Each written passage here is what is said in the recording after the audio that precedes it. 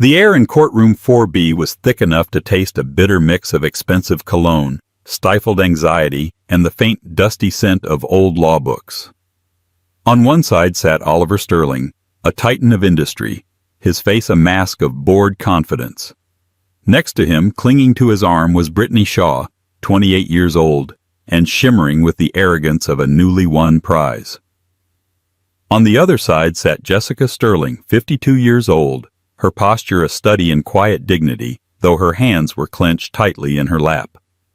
For 20 minutes, Judge Marianne Connolly had been reading from a dense legal document, her voice a monotone drone that belied the seismic shift she was about to trigger. Everyone knew the outcome. Oliver would keep his empire, and Jessica would get her severance. But then the judge paused, looked up over her spectacles, and her next words would make the entire room and the city's elite gasp in unison. For 3 decades, the name Sterling was synonymous with success in the city. Oliver and Jessica Sterling were not just a married couple. They were an institution. Their annual Sterling Foundation Gala was the social event of the year, raising millions for children's hospitals. Their faces smiled from the glossy pages of architectural magazines showcasing their sprawling estate in the most exclusive suburb, a testament to Oliver's real estate genius and Jessica's impeccable taste. Oliver was the frontman, the charismatic dealmaker with a shark's smile and an unshakable belief in his own brilliance. He had started with next to nothing, a narrative he polished and presented at every opportunity. "I built this," he'd often say, gesturing vaguely at his empire, "with my own 2 hands and a vision no one else could see." Jessica was the silent partner, the bedrock upon which that empire was built. She had been there from the very beginning, when their office was a spare bedroom and their biggest asset was a shared dream. With her degree in architectural history and a natural eye for design, Jessica was the one who saw the potential in derelict warehouses and forgotten city blocks. She would draft the initial concepts, reimagine the spaces, and create the aesthetic that made Sterling Holdings properties the most sought after in the market. He made the deals, but she gave him the product to sell. But over the past few years, the foundation had begun to crack. Oliver, now in his mid-50s, became obsessed with the relentless march of time. He swapped his tailored suits for trendier younger brands. He traded his scotch for clear tequila. He spent a fortune on personal trainers, esoteric supplements, and a new sports car that was entirely impractical for a man his age. Jessica watched this transformation with a growing sense of unease. The man she loved, the partner she had built a life with, was being replaced by a hollow caricature. Their conversations, once filled with shared passions and future plans, became transactional. He spoke of profit margins and market shares while she tried to talk about their 2 grown children, their future grandchildren, or the trip to Italy they had always planned to take. He saw her as a relic of his past, a comfortable piece of furniture in a house he was desperate to redecorate. The redecoration arrived in the form of Brittany Shaw. Brittany was a marketing intern at Sterling Holdings, armed with a dazzling smile, a business degree from a second-tier university, and an ambition so sharp it could cut glass. She laughed at all of Oliver's jokes. She praised his timeless vision. She made him feel not like a man in his 50s, but like the 25-year-old titan he still believed himself to be. Jessica wasn't naive. She saw the late-night texts he tried to hide, the sudden business trips on weekends, the scent of a perfume that wasn't hers clinging to his clothes. She saw the way Brittany looked at him during company events, a look of pure, unadulterated opportunity. The discovery wasn't a dramatic confrontation. It was a quiet, soul-crushing confirmation when she saw a charge on their joint credit card for a diamond bracelet from a jeweler she knew he hadn't visited for her in over a decade. The recipient's name on the gift receipt, carelessly left in his briefcase, was Brittany Shaw. The marriage didn't end with a bang. It ended with a whimper in their cavernous, minimalist kitchen. "I want a divorce, Jessica," Oliver said, not looking up from his iPad. It wasn't a request, it was an announcement. "Oliver, can we please talk about this?" she pleaded, her voice trembling. 30 years, our children, our life." He finally looked at her, his eyes devoid of the warmth she once knew. "The life is over," We're different people now. I've moved on. It's time you did too." He spoke as if he were closing a business deal, divesting himself of an underperforming asset.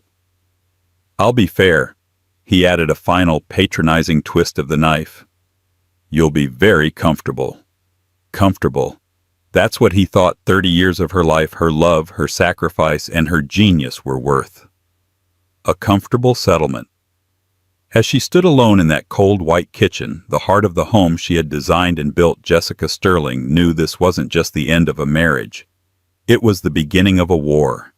And she had been underestimated for the very last time. The days that followed were a blur of hollowed-out shock and numbing pain. Oliver moved out with the efficiency of a hotel guest, checking out his belongings professionally packed and removed within 48 hours. He moved directly into a lavish penthouse downtown, the same one Jessica had flagged as a potential high-end residential conversion a year prior. The irony was a bitter pill. Within a week, the city's gossip columns were buzzing. Photos surfaced of Oliver and Brittany hand-in-hand dining at the trendiest restaurant, sitting courtside at basketball games. Brittany was radiant, draped in designer clothes and the kind of jewelry Jessica hadn't received since their 20th anniversary. Oliver looked revitalized, a man reborn. The narrative was clear and cruel. The aging mogul had shed his old life for a vibrant new model. Jessica felt the sting of public humiliation. Friends who once flocked to her parties now offered awkward, pitying smiles.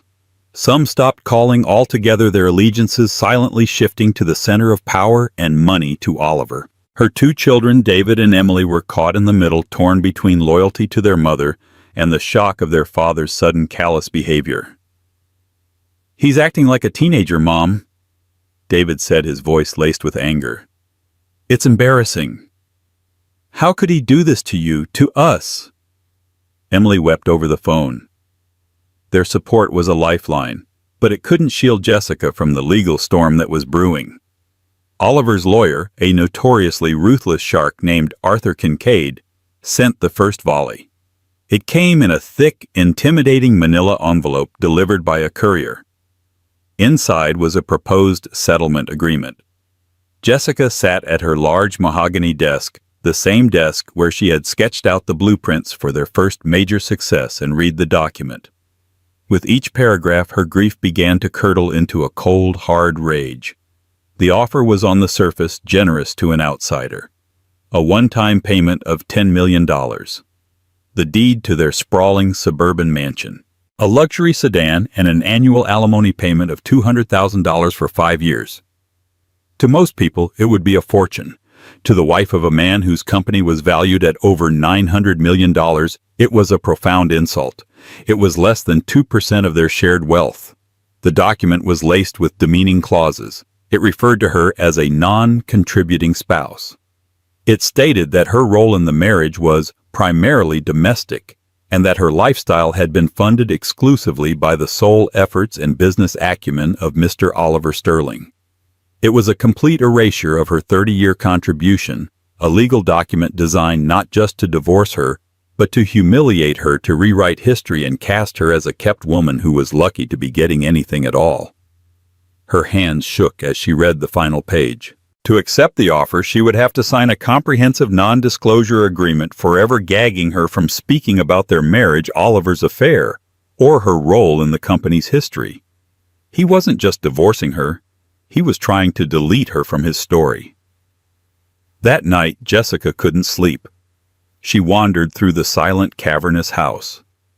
Every room held a memory, a ghost of the life they had built together. In the library, she ran her hand over the spines of her architecture books. In the living room, she stared at the stone fireplace she had designed, remembering the nights they had spent curled up in front of it, dreaming of the future.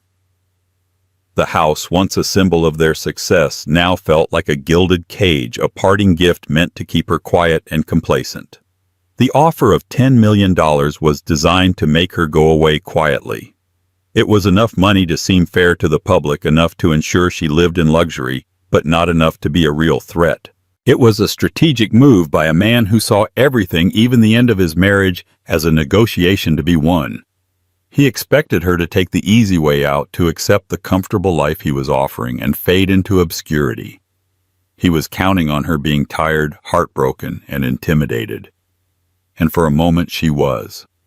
The thought of a long, ugly legal battle was exhausting. The idea of having her life dissected in a courtroom was terrifying. Maybe she should just take the money and try to find some peace. Then she caught her reflection in the dark glass of the French doors. She saw the tired lines around her eyes, the sorrow in her expression. But beneath it she saw a flicker of something else. A fire. The same fire that had driven her to see a masterpiece in a pile of rubble all those years ago. Oliver had forgotten who she was. He had forgotten that she was the one with the real vision. The next morning, Jessica Sterling made a phone call. Not to accept the offer, but to reject it. She wasn't looking for a lawyer who would negotiate a better settlement. She was looking for a fighter who would help her claim what was rightfully hers. She was going to court, not for a bigger piece of the pie, but to prove that she had baked it. Finding the right lawyer was paramount. Jessica didn't want a slick, high-priced gunslinger from a downtown firm who would treat her case like just another number. She needed someone who would understand that this wasn't just about money. It was about justice and the reclamation of her own history. After several disappointing meetings with lawyers who saw only the dollar signs, a friend recommended a smaller boutique firm run by a woman named Anya Sharma. Anya wasn't a household name like Arthur Kincaid.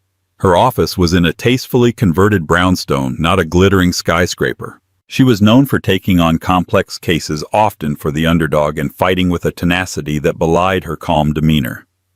Anya Sharma was in her late 40s, with sharp, intelligent eyes and an air of composed intensity. She listened to Jessica's story without interruption, her gaze never wavering. She reviewed the insulting settlement offer from Kincaid, her expression hardening slightly as she read the non-contributing spouse clause.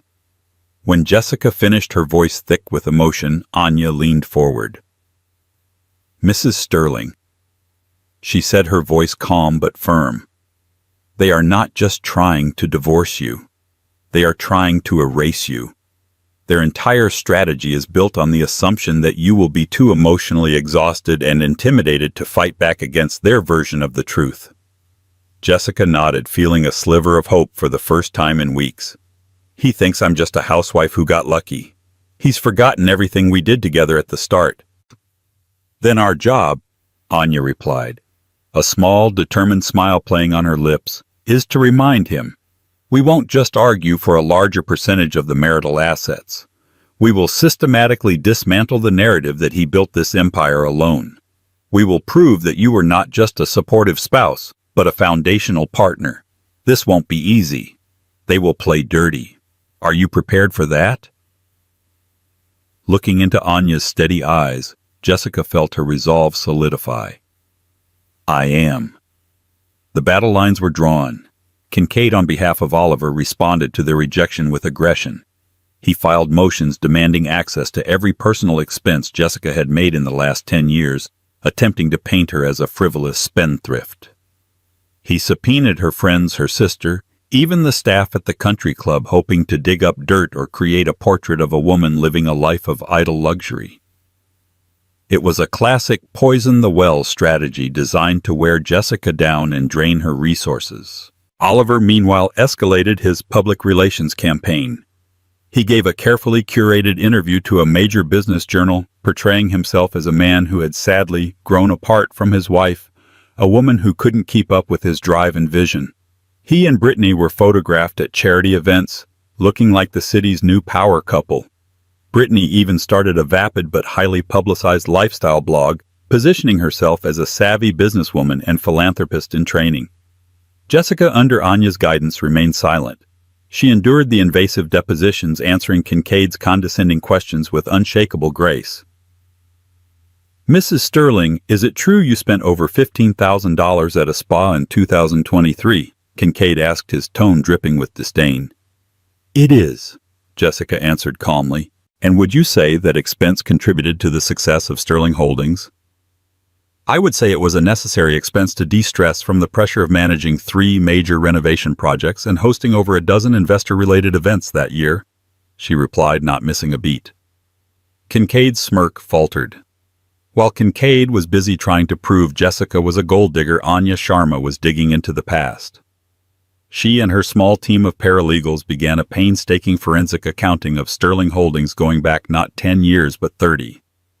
"We need to find the seed," Anya told Jessica one late evening in her office, surrounded by boxes of old files. "Every empire has a foundational stone. A first deal, a first loan, a first piece of capital that got everything started. Oliver's official story is that he got a small business loan. We need to find out if that's the whole truth."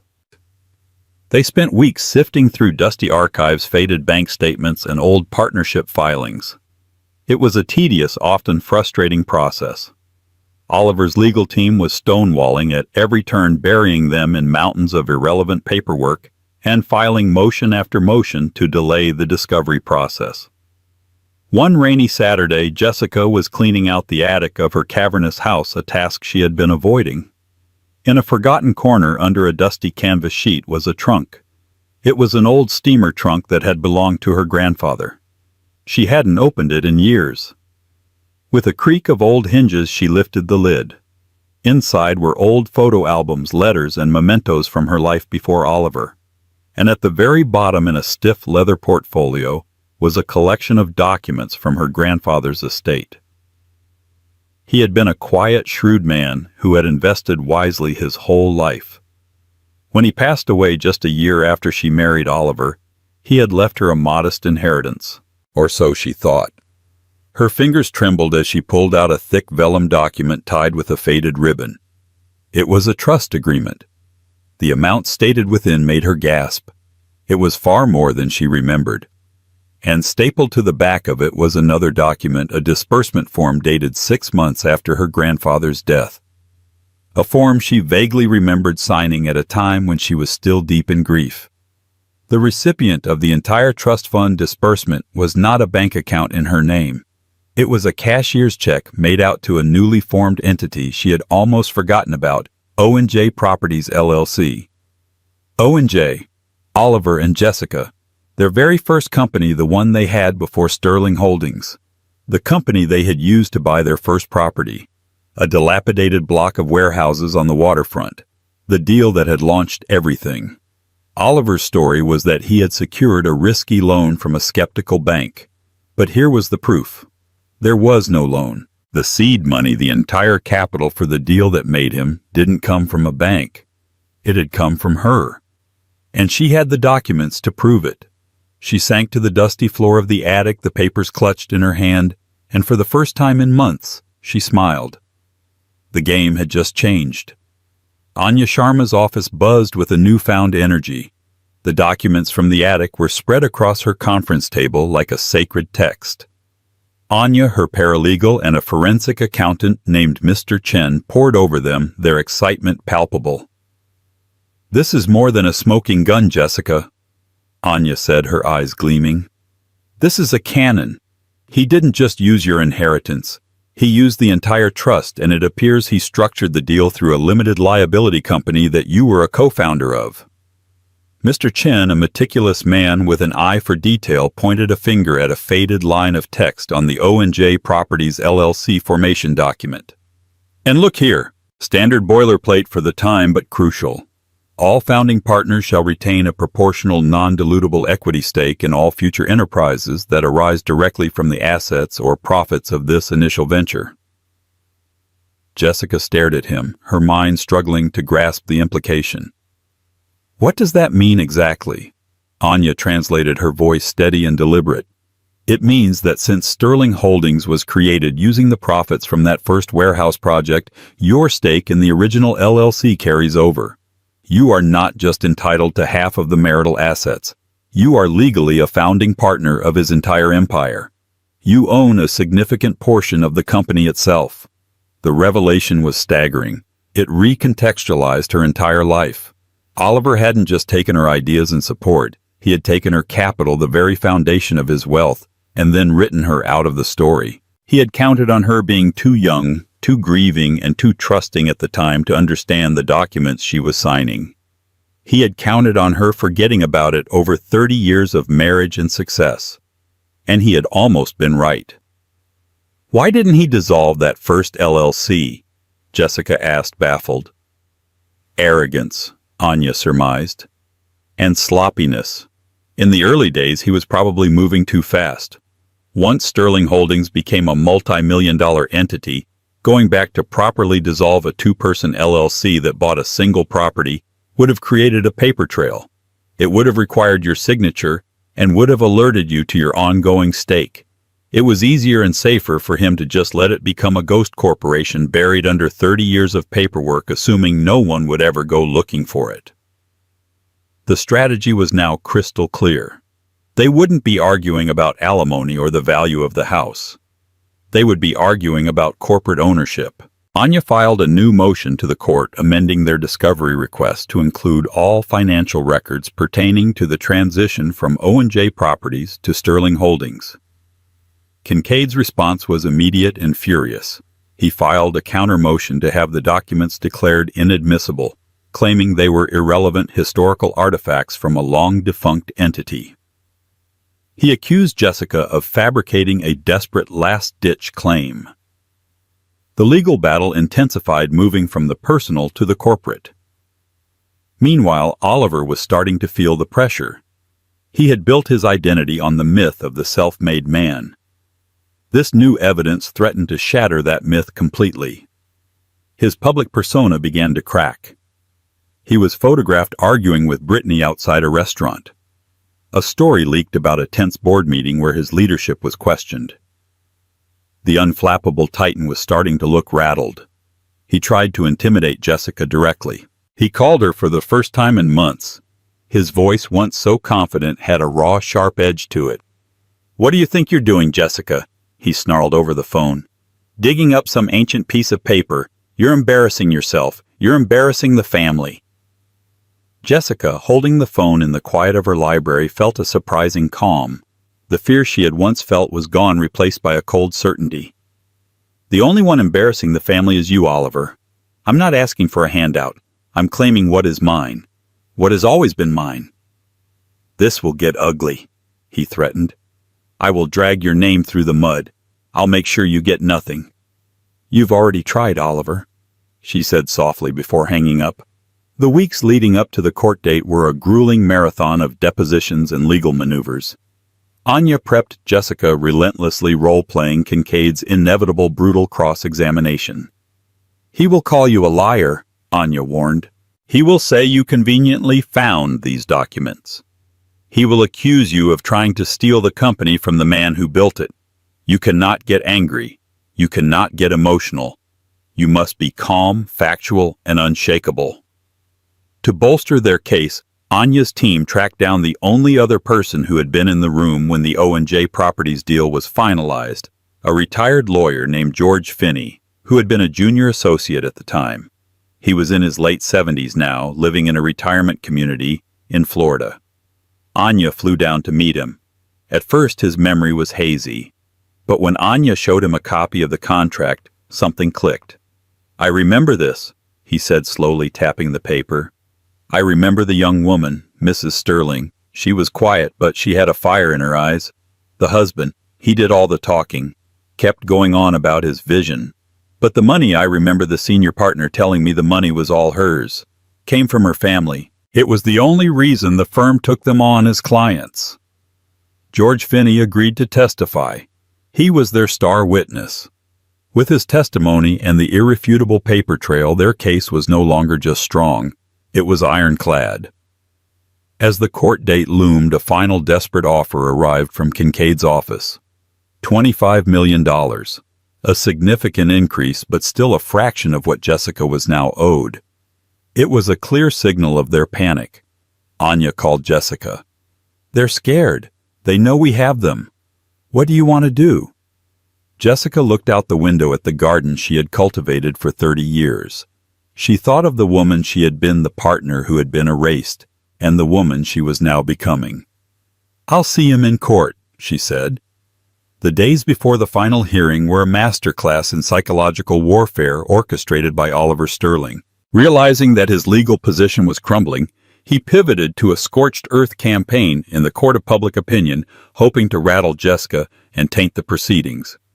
He and Brittany orchestrated a series of high-profile appearances designed to project an image of unbreakable unity and forward-moving success. They announced their engagement in a lavish spread in a popular society magazine. The article was a nauseating piece of PR fluff filled with quotes from Oliver about finding true partnership and a synergy of souls. Brittany was quoted as saying, "Oliver inspires me every day. He built an empire from scratch, and I'm just honored to be by his side as he builds the next chapter." The unspoken contrast was clear. Jessica was the past. Brittany was the future. The engagement party was a deliberately extravagant affair held at the city's most exclusive hotel. The guest list was a who's who of business leaders and socialites, a clear power play to demonstrate that Oliver's social standing was unassailable. Photos of the event were everywhere, Brittany showing off a diamond ring the size of a small iceberg, Oliver beaming, looking every bit the conquering hero. For Jessica, each photo was a small, sharp sting. It wasn't jealousy, it was the sheer audacity of it all. He was celebrating a new life built on the foundations of a lie, using the very wealth she had provided to fund the spectacle. "Don't look at it," her daughter Emily advised, her voice fierce. "It's what he wants. He's trying to get under your skin before you testify." Emily was right. Anya had warned her of the same thing. "This is the flailing of a man who knows he's cornered," Anya said during one of their final prep sessions. "He can't win on the facts, so he's trying to win with theatrics. Ignore it. It's just noise." The pre-trial depositions were where Kincaid unleashed his most venomous attacks. In a sterile conference room under the harsh glare of fluorescent lights, he attempted to shred Jessica's character. His questions were a brutal mix of condescension and insinuation. "Mrs. Sterling, for 30 years you did not hold a formal salaried position at Sterling Holdings. Is that correct?" "I did not have a salary, no." "So you were for all intents and purposes a homemaker." "I was a partner," Jessica stated calmly, her voice even. "My contributions were not salaried, they were foundational." "Foundational," Kincaid scoffed. "You mean choosing paint colors and draperies? Is that what you call foundational work?" "I mean identifying undervalued properties, creating the architectural vision for their redevelopment, and co-signing the financial documents that made it all possible." Kincaid shifted tactics, trying to portray her as mentally unstable and vindictive. "Isn't it true that you were deeply distraught after your grandfather's passing? That your memory of that time is, shall we say, unreliable?" "I was grieving," Jessica replied, meeting his gaze without flinching. "I was not incompetent. And I have the signed documents to prove my memory is perfectly accurate." The most difficult part was when Kincaid brought up her children. "Your children, David and Emily, have enjoyed a life of immense privilege, have they not? Private schools, European vacations, trust funds, all paid for by their father's hard work." "All paid for by the company we built together," she corrected him. "And now by trying to dismantle that company with this fantasy claim." Kincaid sneered. "You are threatening their financial future. Does that seem like the act of a loving mother?"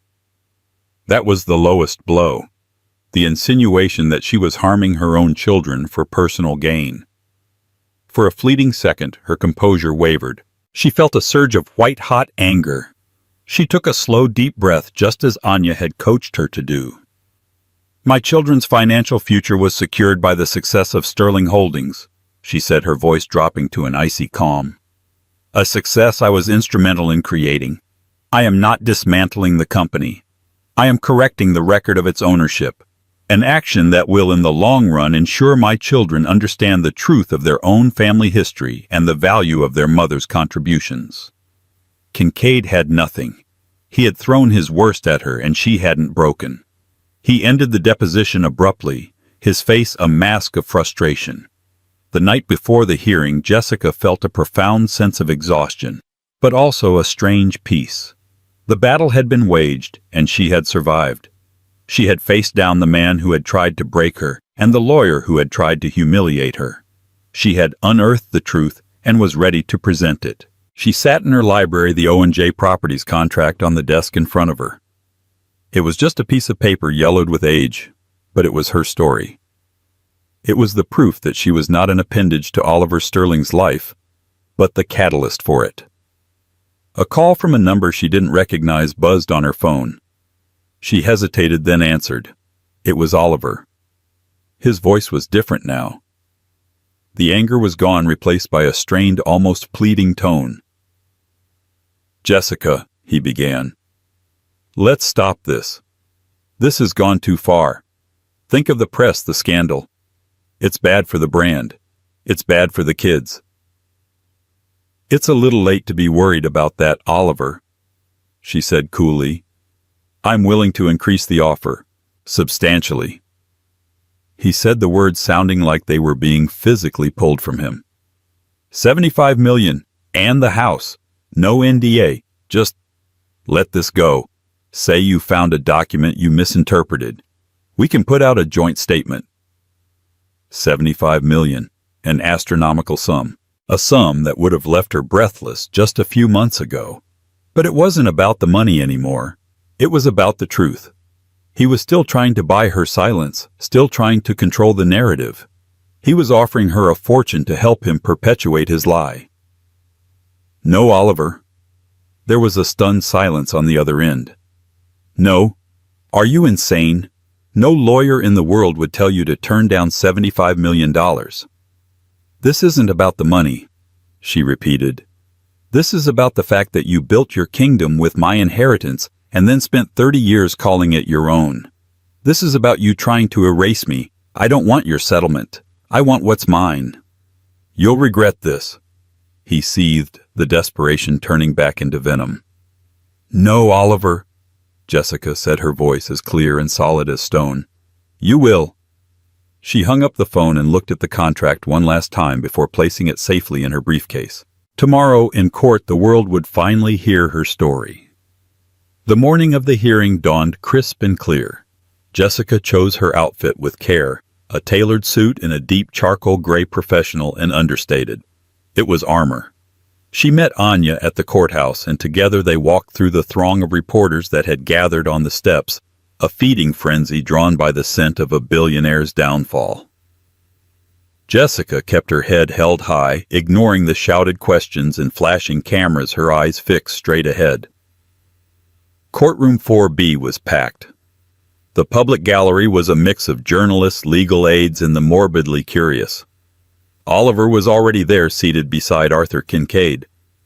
He looked impeccable in a dark navy suit, but Jessica could see the tension in his jaw, the slight tremor in his hand as he adjusted his tie. In the front row directly behind him sat Brittany Shaw. She was dressed as if for a movie premiere in a vibrant pink dress that was jarringly out of place in the somber courtroom. Her face was a painted mask of support, but her eyes darted around nervously. Judge Marianne Connolly entered, and a hush fell over the room. She was a no-nonsense judge with a reputation for being sharp, fair, and utterly unimpressed by wealth or status. Kincaid began, his voice booming with practiced confidence. He painted a picture of Oliver Sterling as a visionary genius, a titan of industry who through sheer grit and brilliance had built a real estate empire from nothing. He portrayed Jessica as a loving, supportive wife and mother, but one who had no hand in the complex financial dealings of the business. He dismissed the O&J Properties contract as an irrelevant piece of ancient history, a forgotten relic from a brief failed venture before Oliver's real work began. Mrs. Sterling was a homemaker, Kincaid concluded, gesturing towards Jessica with a dismissive wave. A wonderful one, to be sure, but to suggest she was a co-founder of a $900 million enterprise based on a 30-year-old document for a single property deal is not just ludicrous, it is an insult to Mr. Sterling's life's work. Oliver nodded along, a smug, paternalistic smile on his face. He looked at Jessica with an expression of pity, as if she were a delusional child. Then it was Anya Sharma's turn. She walked to the podium, not with a roar, but with a quiet, lethal precision. "Mr. Kincaid is right about one thing," she began, her voice clear and carrying to every corner of the room. "This case does indeed hinge on a 30-year-old document. But far from being an irrelevant piece of history, this document is the seed from which the entire Sterling Holdings forest grew. It is not a historical artifact. It is a founding charter. Anya systematically laid out her case. She presented the trust documents from Jessica's grandfather. She presented the cashier's check showing the full amount being disbursed to O&J Properties LLC. She presented the LLC formation papers with both Oliver's and Jessica's signatures clearly visible. The paper trail was undeniable, each document a stepping stone leading to the next. Sterling Holdings was not born from a bank loan, Anya declared. It was not born from nothing. It was born from the entire inheritance of Jessica Sterling, an inheritance her husband controlled and leveraged to buy the single property, the waterfront district that would become the financial engine for his entire empire. A murmur went through the courtroom. Oliver's face had lost its smugness. He was now pale, his eyes fixed on Anya as if she were a snake charmer. Then Anya called her star witness. The plaintiff calls Mr. George Finney to the stand. A frail but distinguished-looking elderly man made his way slowly to the witness box. Kincaid objected, calling him an irrelevant witness, but Judge Connolly overruled him. Anya gently questioned Mr. Finney, establishing that he was the junior associate who drafted the O&J Properties contract. "Mr. Finney," Anya asked, "do you recall the source of the capital for this initial purchase?" "Oh yes, very clearly," Finney said, his voice surprisingly strong. "It was the young lady's money. All of it. From a family trust. My senior partner was very clear on that point. He said the husband has the ambition but the wife has the capital. Without her money there was no deal. Simple as that." Kincaid's cross-examination was aggressive, but Finney remained unflappable. "Sir, you are testifying about events from 3 decades ago. Your memory could be failing," Kincaid blustered. Finney smiled faintly. "Son, I can't remember what I had for breakfast this morning, but I remember that deal. You don't forget the first time you see $500,000 in 1990s money, especially when it's being handed over by a 22-year-old girl to her fast-talking husband." It stuck with me. The final nail in the coffin was the LLC agreement itself. Anya projected the specific clause onto the courtroom screens for all to see.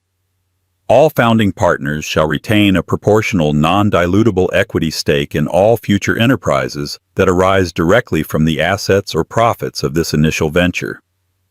"Judge Connolly," Anya said, turning to face the bench, "the profits from the sale of the redeveloped waterfront district were not dispersed.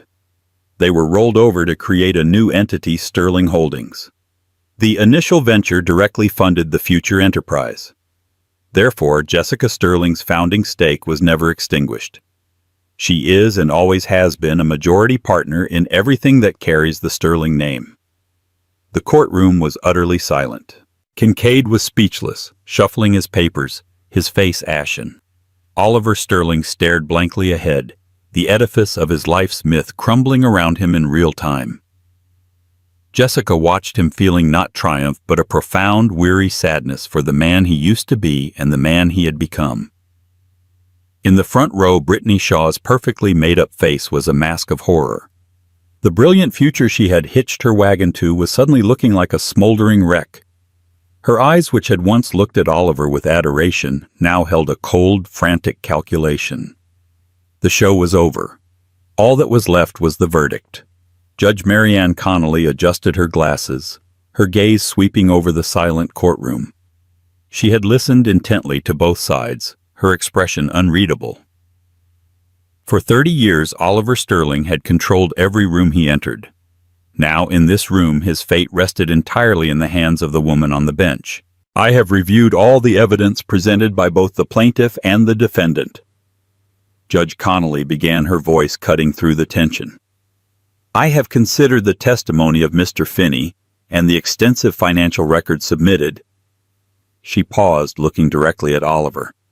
"Mr. Sterling, you have built a considerable enterprise and have cultivated a powerful public image as a self-made man. The narrative of your success is by all accounts impressive. Oliver's posture straightened slightly, a flicker of hope in his eyes. Kincaid managed a weak, relieved smile. Brittany leaned forward in her seat. However, the judge continued, her tone sharpening.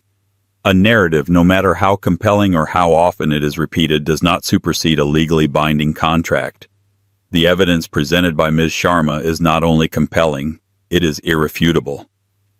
The small flicker of hope in Oliver's eyes died. The formation of Sterling Holdings was a direct and unbroken continuation of the venture started by O&J Properties LLC. The claim that the original LLC was a defunct entity is legally unsound, as its assets were never liquidated and distributed, but were instead reinvested into a successor corporation. The clause regarding non-dilutable equity is clear and unambiguous. Judge Connolly picked up the final summary sheet. The entire room held its breath. This was the moment. Everyone expected a number, a revised settlement, a percentage of the marital assets, perhaps a stunning 50-50 split of the entire fortune. Therefore, the court does not view this as a standard case of division of marital property. The judge announced, her words landing like hammer blows. This is a case of enforcing a long-standing business partnership agreement. Oliver visibly flinched. Brittany's manicured hand flew to her mouth. The court rejects the defendant's settlement offers. The court also rejects the plaintiff's initial petition for spousal support, as it is rendered irrelevant by the following judgment. The judge looked from Oliver to Jessica. Based on the initial capital contribution from Jessica Sterling's trust, which constituted 100% of the seed money for the venture that would become Sterling Holdings, and factoring in Mr. Oliver Sterling's 30 years of management and sweat equity in growing the enterprise, the court has determined the ownership structure of Sterling Holdings. She took a deep breath. Effective immediately, control of Sterling Holdings is to be divided as follows. Another agonizing pause. 40% of all shares, assets, and voting rights are awarded to Mr. Oliver Sterling. A collective quiet intake of breath. It was a huge blow, but he was still incredibly wealthy. He would survive. And 60%, Judge Connolly declared, her voice ringing with finality, of all shares, assets, and voting rights are awarded to the majority partner and co-founder, Ms. Jessica Sterling. A single unified gasp echoed through the courtroom. It came from the journalists, from the legal aides, from Kincaid, and most audibly from Brittany Shaw. It was a sound of pure, unadulterated shock. It wasn't a divorce settlement. It was a corporate takeover. Jessica hadn't just gotten half. She had gotten control. She now owned the majority of the company. She was, for all intents and purposes, Oliver's new boss. The color drained completely from Oliver's face. He looked like he had been physically struck, his mouth slightly agape, his eyes wide with disbelief. His entire world, his company, his identity, his myth had been ripped out from under him in a single sentence. He was no longer the titan. He was the minority shareholder. Jessica sat perfectly still, the words washing over her. She didn't pump her fist. She didn't cry. A single tear traced a path down her cheek, but it wasn't a tear of sadness or even of joy. It was a tear of pure cathartic vindication. 30 years of being invisible, of being erased, had been rectified. Her name was no longer a footnote in his story. Her name was now the headline. Across the aisle, the aftershock was hitting. Kincaid was slumped in his chair, staring at his useless notes. But the most telling reaction was Brittany's. Her face, once a mask of horror, had gone completely blank. The calculation in her eyes was frantic. The prize she had won, the billionaire she had secured, had just been reduced to a mere multimillionaire, and worse, one who was no longer in power. Her dream had evaporated. She slowly, almost imperceptibly, edged her chair an inch away from the man beside her. The transaction was over. The asset had been devalued. Judge Connolly banged her gavel. "This court is adjourned." The spell was broken. The room erupted into chaos. Reporters scrambled for the doors, yelling into their phones. Anya wrapped a triumphant arm around Jessica's shoulders. But Jessica's eyes were fixed on Oliver. He didn't move. He just sat there, a king on a chessboard, suddenly finding himself in checkmate, utterly and completely defeated by the queen he had discarded. The fallout from the verdict was immediate and spectacular. "Sterling Empire handed to ex-wife in shock ruling," screamed the headlines. Business journals ran deep dives into the case, dissecting the 30-year-old contract that had brought a titan to his knees. The story was a sensation not just for the money involved, but for the sheer poetic justice of it all. Oliver Sterling became a recluse overnight. He holed up in his penthouse, refusing calls from the press and even from his own board members. The man who had lived his life in the spotlight couldn't bear the glare of his public humiliation. His engagement to Brittany Shaw quietly dissolved within a week. There was no dramatic announcement, just a quiet confirmation from Brittany's newly hired publicist that she was focusing on her career and wished Oliver the best. She was photographed a month later in St. Bart's with a much older and apparently much richer tech billionaire. Her loyalty, like Oliver's empire, had been a commodity. For Jessica, the days following the verdict were a whirlwind. She was no longer just Jessica Sterling, the wronged ex-wife. She was Ms. Sterling, the new majority owner of one of the city's largest real estate firms. Her first act was to call an emergency board meeting. The room was filled with stony-faced men who had been loyal to Oliver for years. They looked at her with a mixture of suspicion and apprehension, clearly expecting a vengeful purge. Oliver was there, legally obligated to attend as a minority shareholder. He sat at the far end of the long mahogany table, looking diminished and hollowed out. "A ghost in the boardroom," he once commanded. Jessica, flanked by Anya Sharma, stood at the head of the table. She was no longer the quiet woman from the courtroom. She was poised, confident, and in command.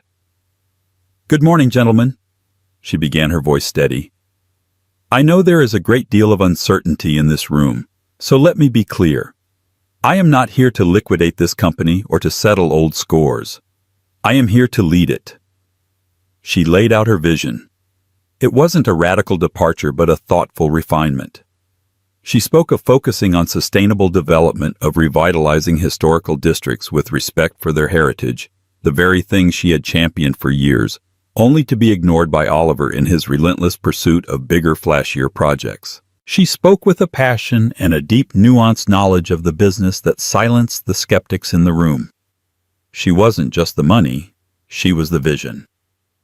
"My first official act as majority shareholder," she announced, "is to change the name of this company. For 30 years it has been a monument to one man. From now on, it will reflect the true partnership it was always meant to be." She looked directly at Oliver for the first time. His eyes were empty. "As of today, Sterling Holdings will be known as J.S. Sterling and Partners." It was a final, brilliant move. She kept the Sterling name, preserving its brand recognition, but put her own initial, her own identity front and center.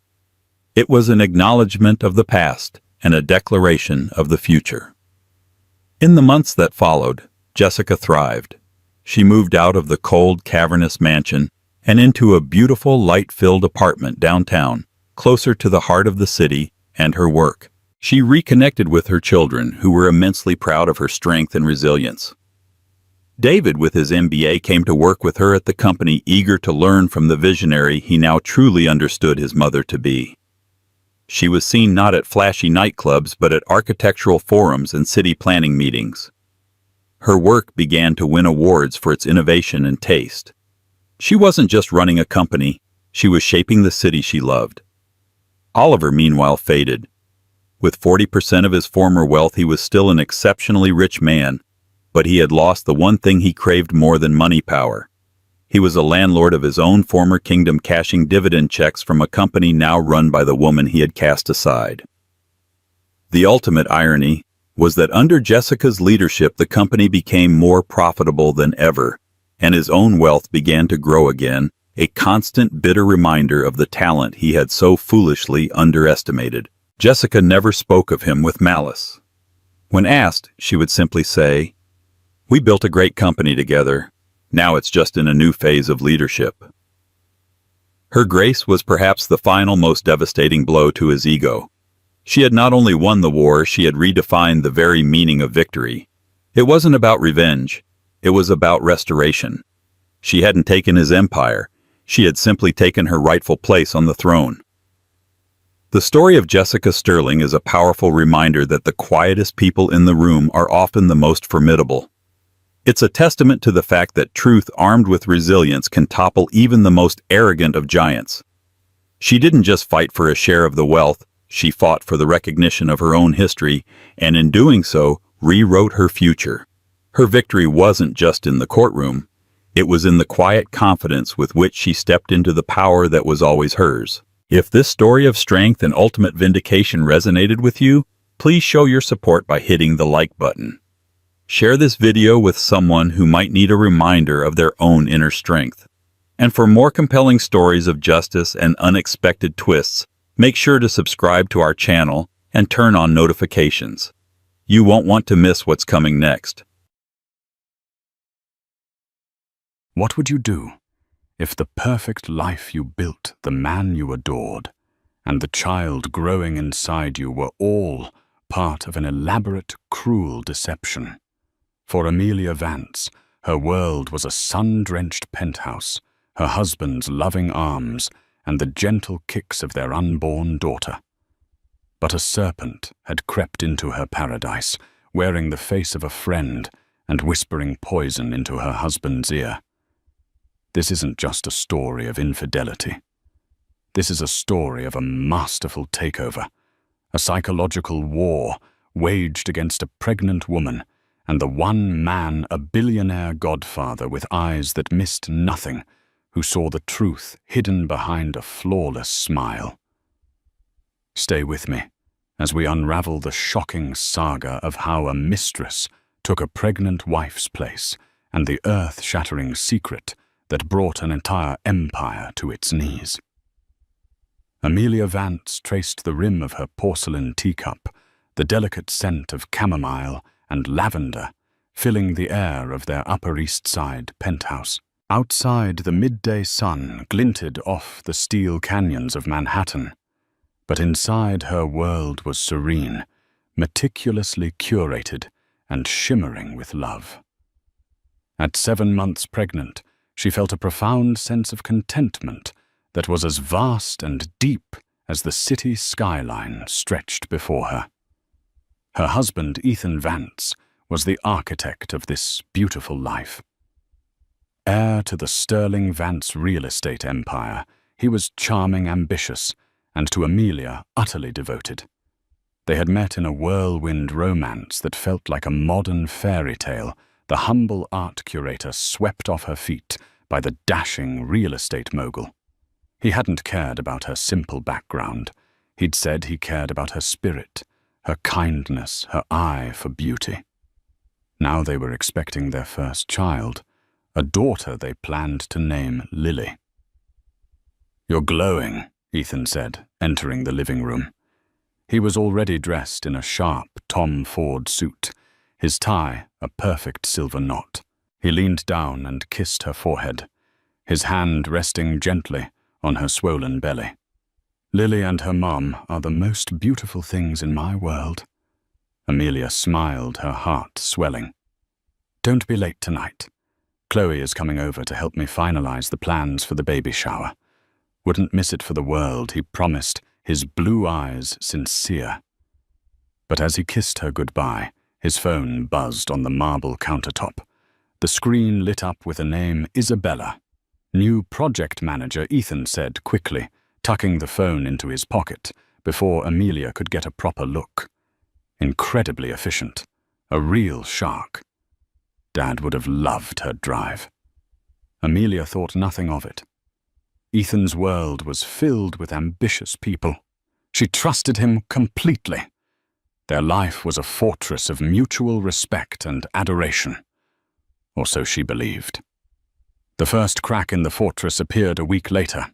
Ethan started coming home later, smelling faintly of a perfume that wasn't hers. A heady, exotic scent of jasmine and sandalwood. He'd blame it on late-night meetings, client dinners, the unavoidable pressures of a multi-billion-dollar company. He bought her extravagant gifts to assuage his guilt, a Cartier bracelet, a first-edition book she'd been searching for. Each gift felt less like a token of love and more like a beautifully wrapped apology for an unnamed crime.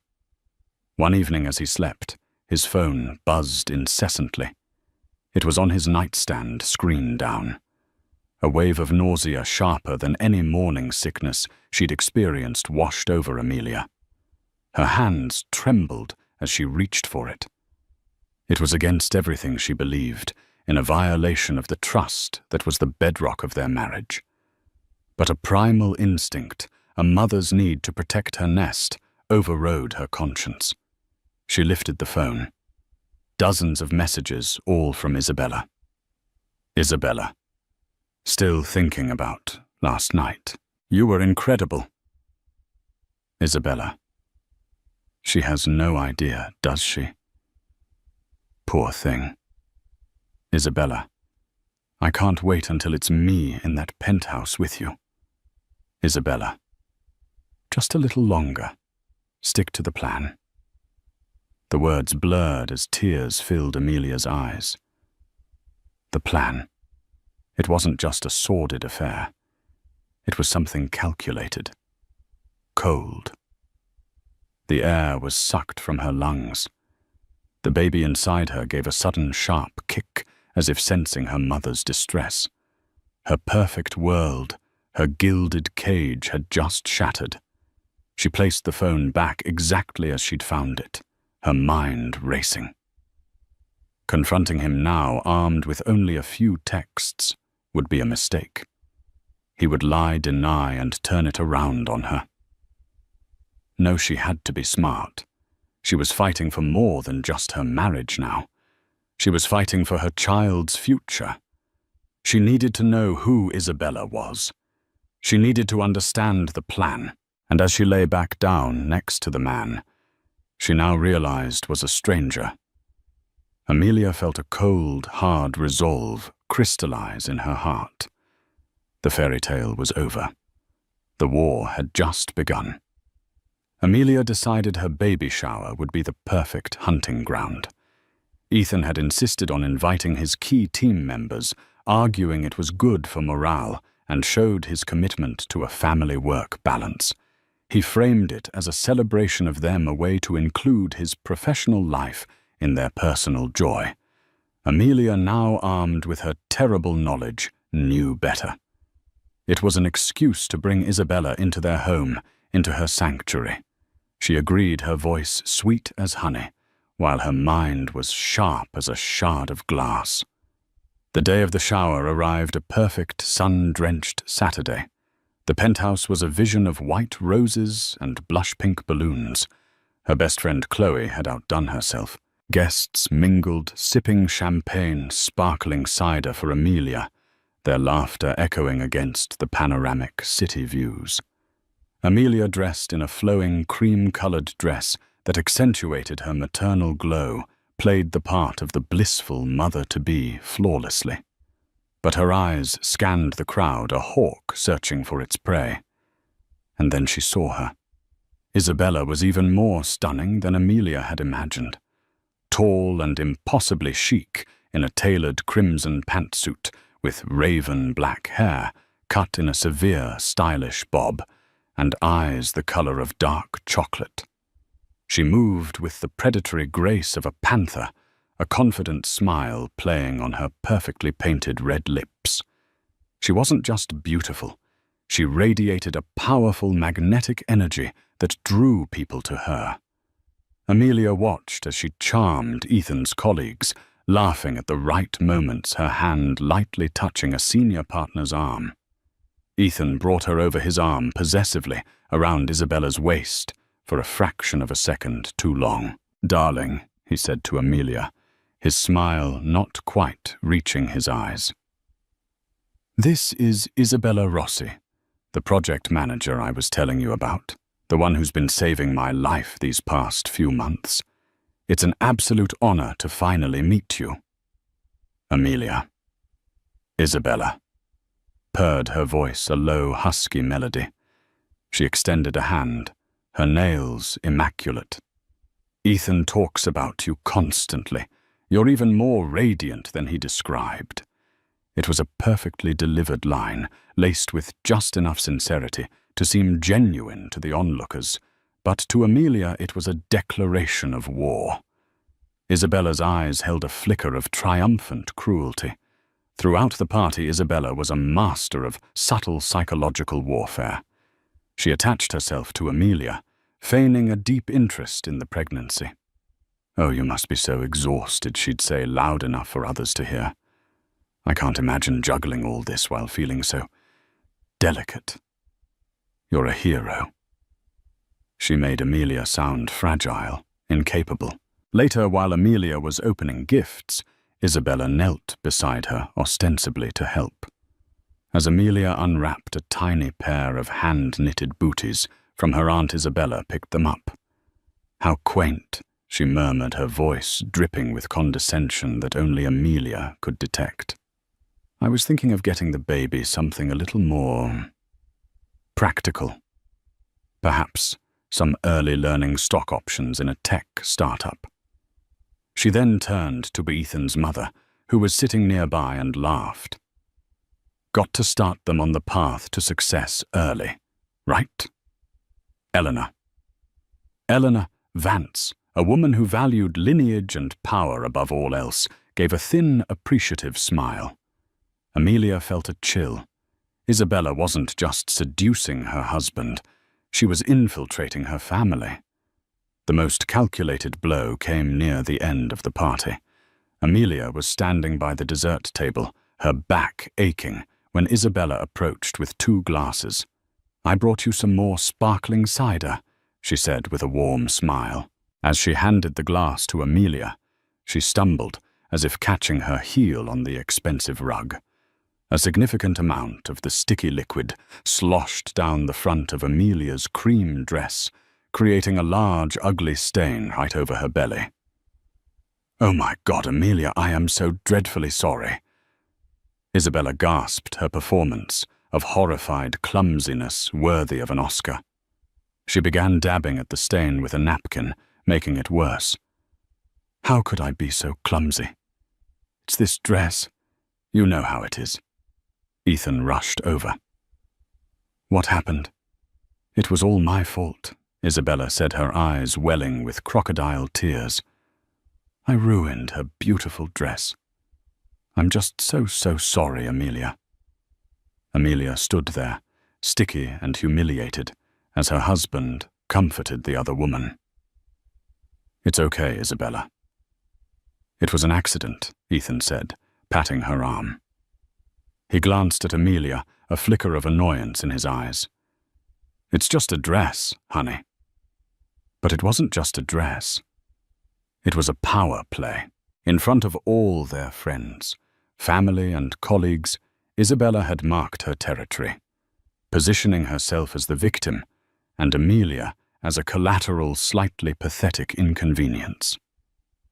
That night, after the last guest had departed, Amelia stood in their bedroom, the stained dress pooled at her feet.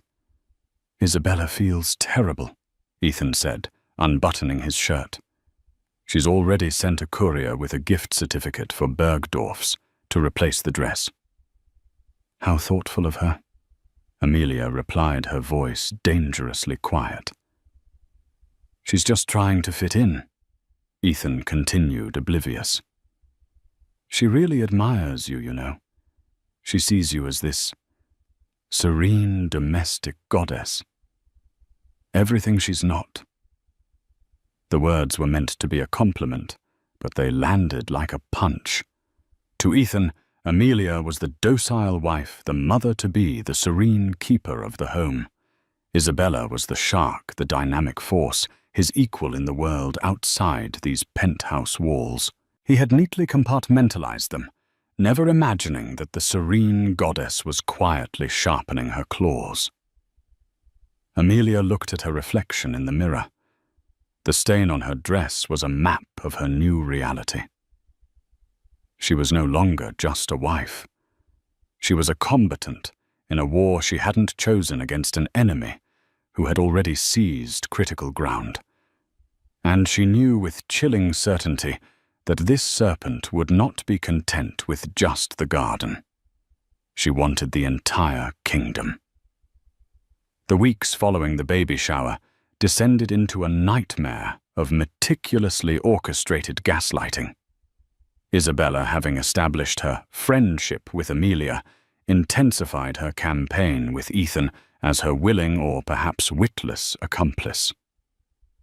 Her goal was no longer just to replace Amelia, but to systematically dismantle her sanity, to make her appear unstable and unfit in the eyes of everyone who mattered. Isabella would call the penthouse under the guise of work, asking for Ethan, then engage Amelia in long, meandering conversations. She would plant tiny seeds of doubt. "Ethan seems so stressed lately," she'd sigh. "He mentioned he's worried about your anxiety. Please make sure you're taking care of yourself. The baby needs a calm mommy." She began to manipulate their physical space. One day, Amelia's antique silver locket, a gift from her late grandmother, vanished from its velvet box. She searched frantically, her heart pounding with a sense of violation. When she told Ethan, he exchanged a look with Isabella, who had dropped by with some documents. "Honey, are you sure you remember where you put it?" Ethan asked, his tone laced with a patronizing concern. "Dr. Evans did say pregnancy can cause baby brain. You've been a bit forgetful lately." "I'm not forgetful, Ethan. It was right here," Amelia insisted, her voice rising with panic. "Of course," Isabella interjected softly, placing a calming hand on Ethan's arm. "Why don't we all just look for it together?" "No need to get upset, Amelia. Stress is so bad for the baby." The next day, the locket reappeared on her nightstand, right where she had first looked. She felt a dizzying sense of confusion. Was she losing her mind? The true masterpiece of Isabella's cruelty was the nursery incident. Amelia had spent months designing the perfect nursery, a serene space of soft grays, yellows, and hand-painted watercolor animals on the walls. It was her sanctuary, a physical manifestation of her love for her unborn daughter.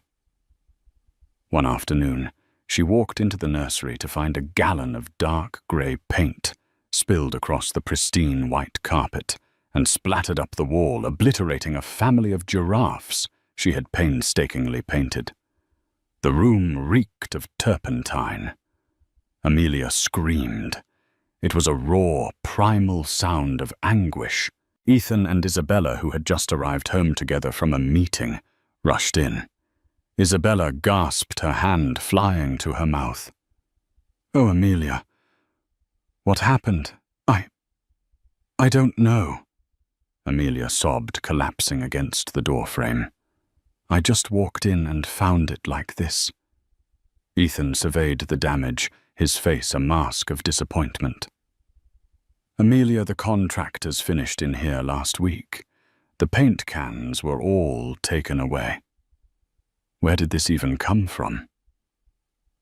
"I don't know," she cried, her mind reeling. Later that evening, after the cleaning crew had left, Ethan sat her down on the sofa. Isabella was there too, perched on an armchair, like a concerned family friend. "Isabella told me something." Ethan began, his voice heavy. "She said she saw you coming out of the storage closet on the service floor this morning, the one where the building keeps leftover maintenance supplies." Amelia stared at him dumbfounded. "What, I haven't been down there in months. She said you looked distracted, upset," Ethan pressed on. "Amelia, are you unhappy about the baby? Are you scared? Is this some kind of cry for help? Did you do this?" The accusation hung in the air, so monstrous, so utterly unbelievable, that Amelia couldn't breathe. She looked from her husband's accusing face to Isabella's, which was a perfect portrait of feigned sorrow and sympathy. Isabella had done this. She had snuck in, destroyed the nursery, and framed her. You believe her over me, Amelia whispered, her voice cracking. Ethan, look at me. She is lying. She is trying to destroy us. Amelia, you're being hysterical, Ethan said, his voice hardening. Isabella has been nothing but supportive. You've been erratic, emotional, paranoid. First the locket, now this. I think we need to call Dr. Evans. I'm worried about you. I'm worried about what you might do next. That was the moment Amelia's heart finally broke. It wasn't just the affair. It was this. He had allowed this viper to poison his mind so completely that he now saw his pregnant wife as a hysterical, unhinged threat. The fight that followed was apocalyptic. All of Amelia's pent-up fear, suspicion, and grief erupted. She screamed. She cried. She threw a vase of flowers against the wall, a desperate, futile act of rage that only served to prove their point. In the end, Ethan stood before her, his face cold and resolute. I can't do this anymore, Amelia. I can't have this chaos around me, around the baby. It's not safe. I think you need to leave. Just for a while. Until you're feeling more like yourself. Isabella stood behind him, her expression one of deep, tragic regret. But as Ethan turned to console her, Amelia saw it a fleeting, triumphant smirk that twisted her lips for just a second. Leave. Amelia choked out her hand protectively on her belly. This is my home. This is our baby's home. It's not a home anymore. It's a war zone, he said. I'll have your things sent to your friend Chloe's. I'll take care of all your expenses. You won't have to worry about a thing. Just get help. He was casting her out. His pregnant wife. He was throwing her away based on the lies of a woman he barely knew. As the reality of his betrayal settled in cold and heavy as a tombstone, Amelia stopped crying. An eerie calm washed over her. She walked to the bedroom, packed a single overnight bag, and didn't look back. As she waited for the elevator in the private hall, she could hear Isabella's soft, comforting voice cooing at Ethan from inside the apartment. The serpent hadn't just taken her husband. She had taken her home, her reputation, her entire life. She had won. For now. The fluorescent lights of Chloe's spare bedroom seemed to mock Amelia. For 3 days she had barely moved, a prisoner of grief adrift in a sea of betrayal. Chloe, a fiercely loyal friend and a pragmatic lawyer, had tried to rouse her into action, talking of divorce filings and asset division. But Amelia's spirit was shattered. She had lost not just her husband and her home, but her very sense of reality. They had made her believe she was crazy, and a part of her still wondered if they were right. On the 4th day, her phone rang. It was an unknown number, but the caller ID read Blackwood Industries. Her heart skipped a beat. Alistair Blackwood had been her late father-in-law's best friend and the co-founder of Sterling Vance. He was the silent, formidable partner who had stepped back from day-to-day operations years ago, but still held immense influence and a significant portion of the company. He was Ethan's godfather, a figure of immense power and quiet authority, who rarely intervened in family matters. She answered, her voice a hoarse whisper. Hello. Amelia. The voice on the other end was deep, resonant, and calm. It was a voice that commanded attention without ever needing to raise its volume. It's Alistair Blackwood. I hope I'm not disturbing you. Mr. Blackwood. No, of course not. I was sorry to hear about the disagreement between you and Ethan. He said his choice of the word disagreement so understated it was almost clinical. Ethan informed the board that you would be taking some time away to deal with Personal health matters. Amelia's blood ran cold. He was already spinning the narrative painting her as unwell to his board of directors. "That's not what happened," she said, a spark of her old fire returning. There was a pause on the other end. "I didn't think so," Alistair said simply. "I knew Ethan's father, Robert, for 40 years. He was a brilliant man, but a terrible judge of character outside of a boardroom. I fear Ethan has inherited that particular trait. Robert also adored you, Amelia. He told me you were the best thing that ever happened to his son, that you had a steel spine beneath that gentle demeanor." Tears pricked Amelia's eyes. It was the first validation she'd had in months.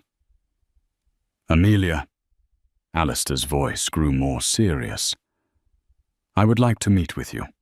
I have a car waiting downstairs for you. It will bring you to my office. No one will know." An hour later, Amelia was sitting in a plush leather chair opposite Alistair Blackwood. His office was not the sterile glass box of a modern CEO, but a warm, wood-paneled study filled with books, antique maps, and the faint scent of leather and old paper. Alistair himself was in his late 60s, with a mane of silver hair, piercing grey eyes, and the stillness of a man who is accustomed to observing far more than he speaks. He listened without interruption as Amelia recounted everything from the first suspicious text messages to the final soul-crushing accusation about the nursery. She left nothing out. Isabella's calculated charm, the gaslighting, the way she had systematically isolated Amelia and poisoned Ethan's mind. She expected disbelief or perhaps pity. Instead, she saw a flicker of something cold and dangerous in Alistair's eyes. When she finished, he leaned forward, steepling his fingers. "This Isabella Rossi," he said. "Ethan told me he hired her from our competitor Nexus Corp, where she had a stellar track record. I did a cursory check. Nexus Corp has no record of her ever working there." Amelia stared at him. "What? Her entire resume, the one Ethan was so impressed by, is a fabrication," Alistair continued.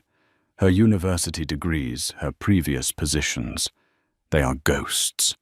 It took my assistant less than an hour to discover discrepancies that a simple HR background check should have caught, which means she was never vetted. Ethan must have overridden protocol to hire her." The pieces began to click into place, forming a picture far more sinister than a simple affair. This wasn't a woman who fell in love with a married man. This was a professional predator. "I don't understand," Amelia whispered. "Why would she do all this? What does she want?" "She wants Sterling Vance," Alistair said, his voice grim. "Or rather, someone wants it, and she is their instrument. To get it, they need to control Ethan. And to control Ethan, they needed to remove you." He paused, his gaze intense. "You, Amelia, were not the obstacle. You were the firewall. Your love for him, your grounding influence. You kept him centered. With you gone, he is rudderless, suggestible, and completely in her thrall." Alistair stood up and walked to the window, looking down at the city. "When Robert and I built this company, we made a promise. We would build something that would last, something for our children. I will not stand by and watch a charlatan in a crimson pantsuit tear it down by seducing my godson and destroying his family." He turned back to face her, his expression resolute. "You are not crazy, Amelia. You are a victim of a sophisticated psychological attack, but you are also a Vance in spirit, if not yet in name, for your daughter. And the Vances do not break.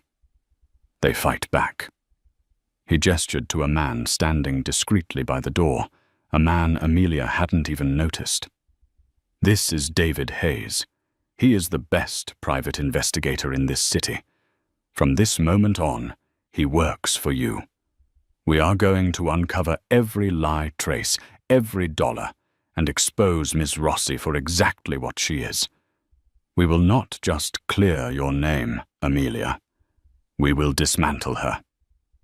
For the first time in weeks, Amelia felt not despair, but a surge of cold, righteous fury. The fog of confusion and self-doubt began to lift, replaced by a crystalline clarity. Alistair Blackwood hadn't just offered her a lifeline.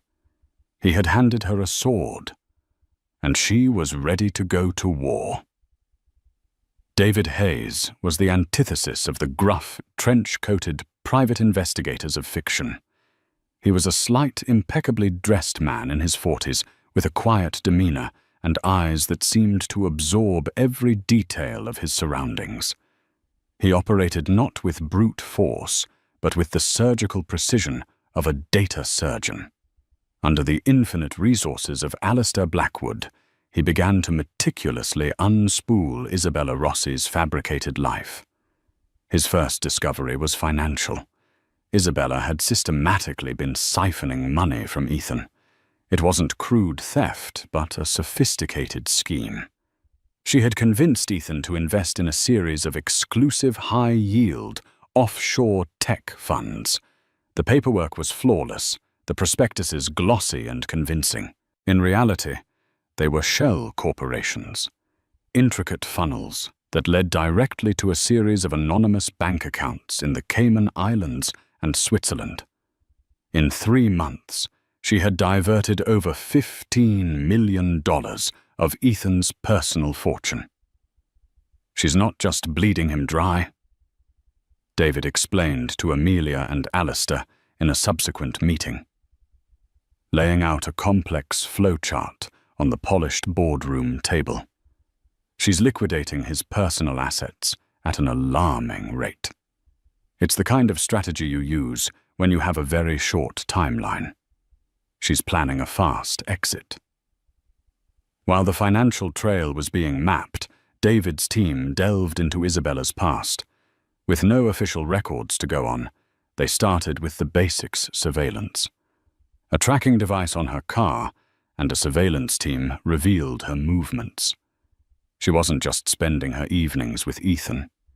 2 or 3 times a week, she would drive to a discreet luxury condo in Brooklyn, one not registered in her name.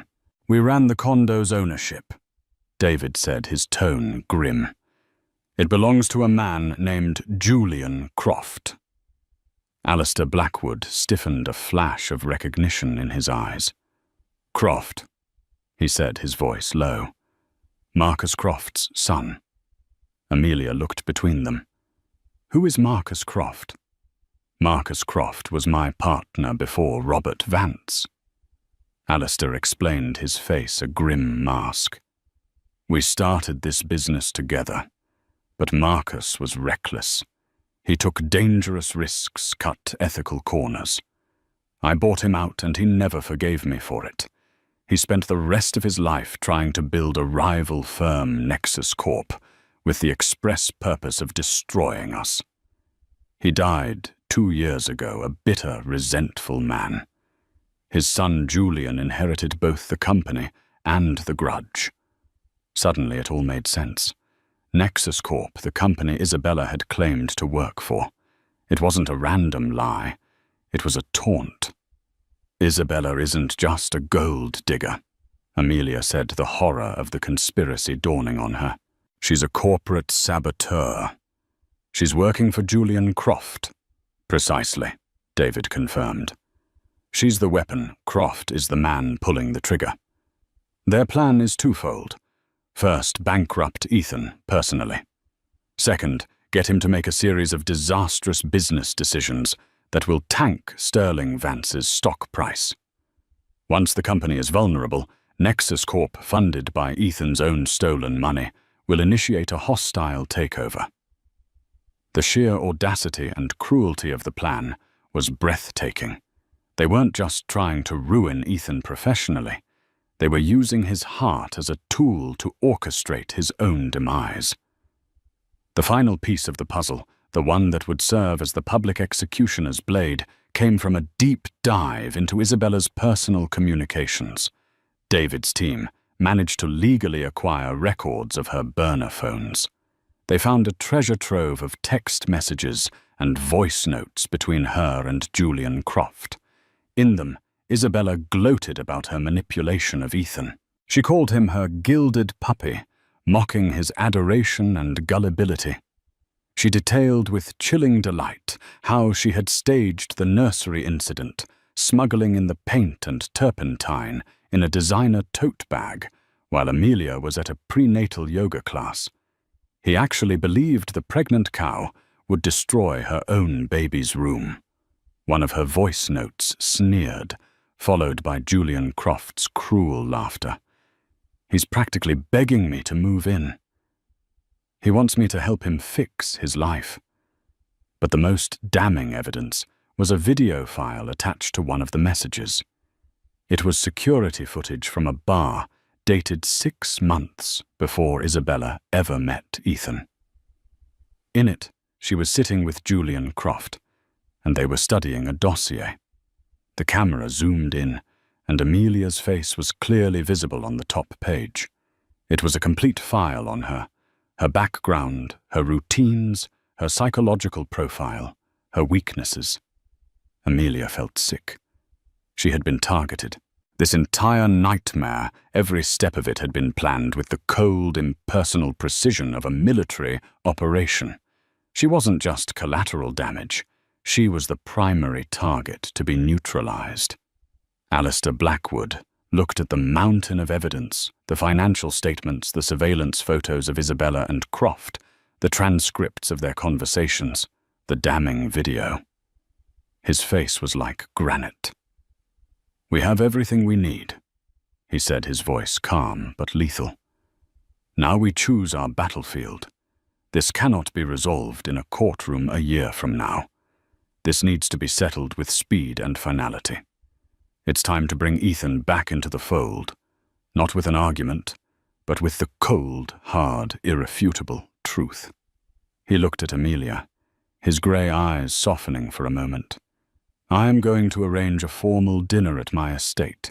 Ethan and Isabella will be the guests of honor. He believes it is to celebrate his newfound happiness. It will, in fact, be a tribunal." Alistair Blackwood's Long Island estate was a fortress of old money and quiet power. A long, winding driveway led to a magnificent stone manor surrounded by acres of manicured gardens. It was the kind of place where dynasties were made and broken. Ethan and Isabella arrived in Ethan's Bentley, looking every bit the power couple. He, in a bespoke tuxedo, looked happier and more relaxed than Amelia had seen him in months. Isabella was a vision in a shimmering, backless silver gown, dripping with diamonds that Amelia recognized as part of the Vance family collection pieces she herself had refused to wear, finding them too ostentatious. Seeing them on Isabella felt like another desecration. Amelia was already there, hidden away in an adjoining library, with David Hayes watching on a discreetly placed monitor. Her heart hammered against her ribs, but her resolve was absolute. She was not the weeping, hysterical woman who had been cast out of her own home. She was a queen, waiting to reclaim her kingdom. Alistair greeted the couple in the grand foyer, his demeanor warm and avuncular. "Ethan, my boy, and this must be the brilliant Isabella. I have heard so much about you." "The pleasure is all mine, Mr. Blackwood," Isabella said, her voice smooth as silk. "Ethan holds you in the highest regard." They were led into the formal dining room, a cavernous space with a 20-foot ceiling, a roaring fireplace, and a long mahogany table set for 3. The atmosphere was intimate, yet overwhelmingly formal. They made it through the soup and the fish course with pleasantries. Alistair expertly steered the conversation, asking about Isabella's fictional career, praising Ethan's recent disastrous business moves, lulling them into a false sense of security. Ethan, eager for his godfather's approval, preened under the attention. Isabella was poised and charming, the perfect corporate consort. It was when the butler cleared the plates for the main course that Alistair made his move.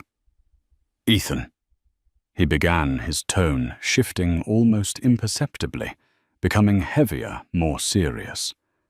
"Before we continue, there is a small business matter I'd like to discuss, a matter of due diligence."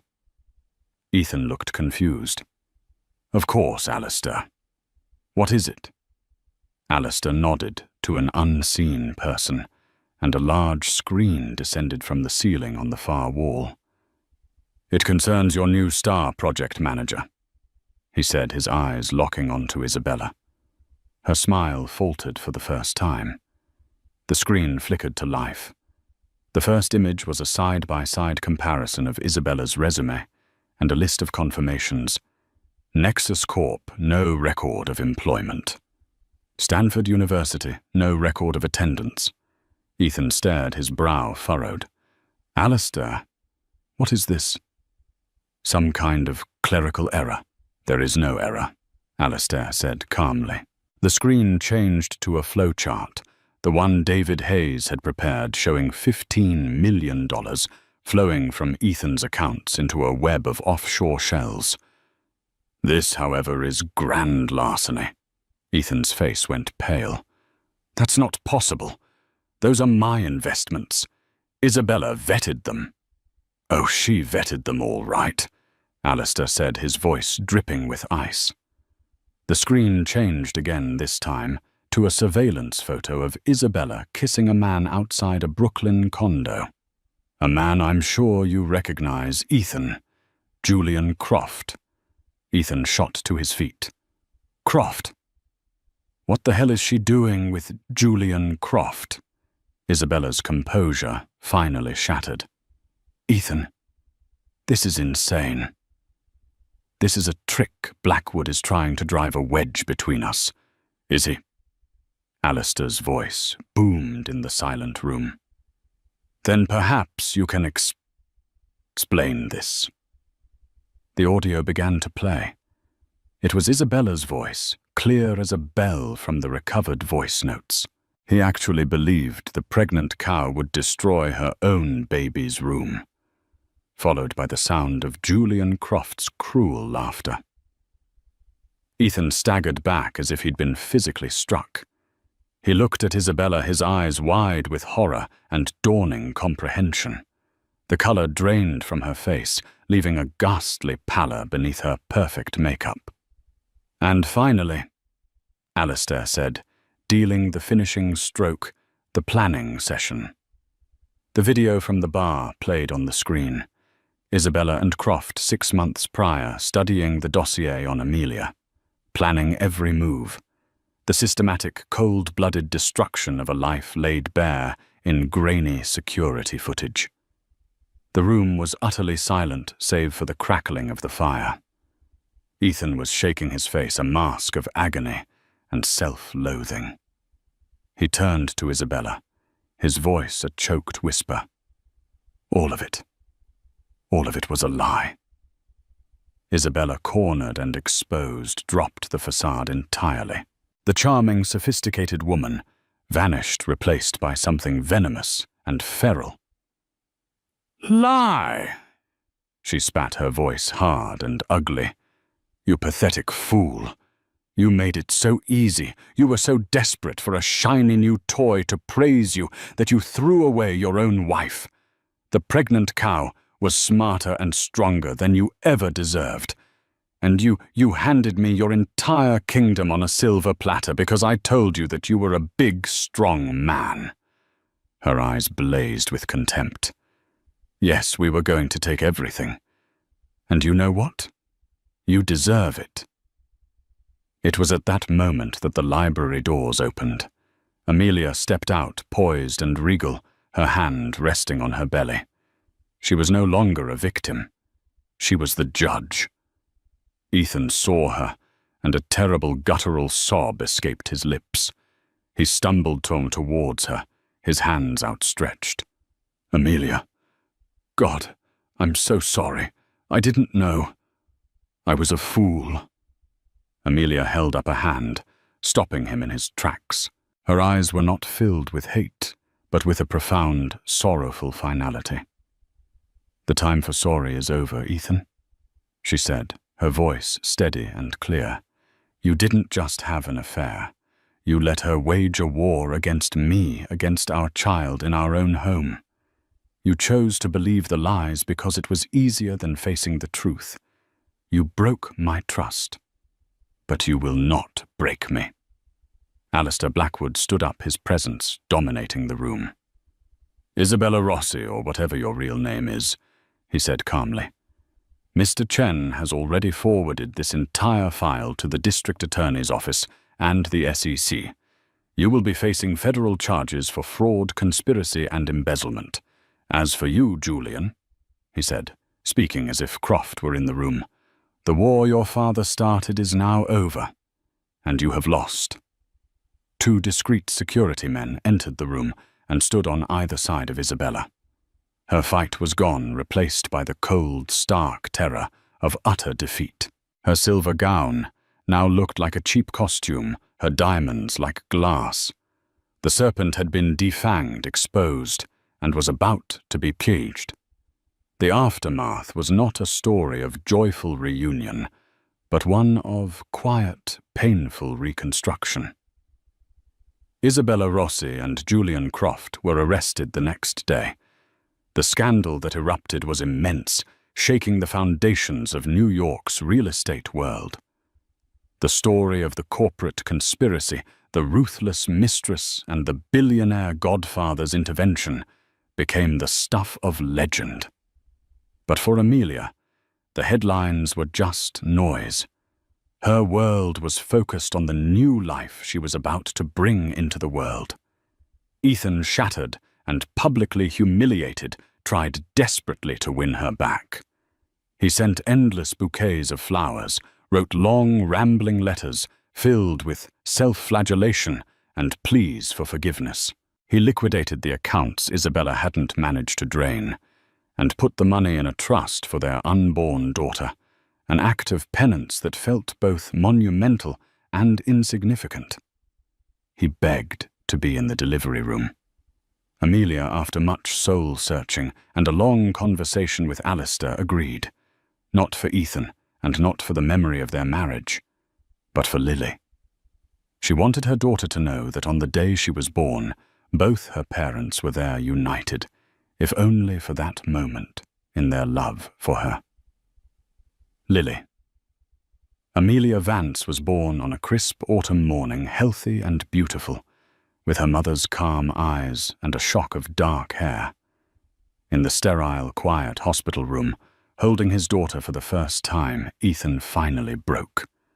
The tears he shed were not of self-pity, but of a profound, irreversible loss. He had not only lost his wife, he had lost the right to be the man he should have been for this tiny, perfect human being. Amelia did not take him back. Forgiveness, she realized, was not the same as reconciliation. She could forgive his weakness, his foolishness, but she could not forget the coldness with which he had cast her out, the cruelty he had permitted. The trust, once incinerated, could not be regrown. With Alistair Blackwood's guidance and financial backing, Amelia did something she had never imagined. She didn't retreat from the world, she stepped into it. She established the Lily Foundation, a charitable organization dedicated to providing legal and psychological support for women who were victims of domestic gaslighting and emotional abuse. Her story, which she eventually shared on her own terms, became a beacon of hope for countless women who had been made to feel crazy and powerless. She moved out of the city, buying a beautiful home in the countryside, a place with a garden where Lily could run and play. It was a life built not on the glittering, hollow promises of a penthouse skyline, but on the solid ground of her own strength and purpose. Ethan began the long, arduous process of rebuilding himself. Under Alistair's watchful eye, he stabilized Sterling Vance and purged it of anyone who had been complicit in Isabella's rise. He saw his daughter every weekend. He was a doting, attentive father, and Amelia ensured their relationship was a healthy one. He was earning his place in Lily's life one Saturday afternoon, in the park at a time. Perhaps one day he would earn Amelia's friendship, but both knew the romance was a chapter that was closed forever.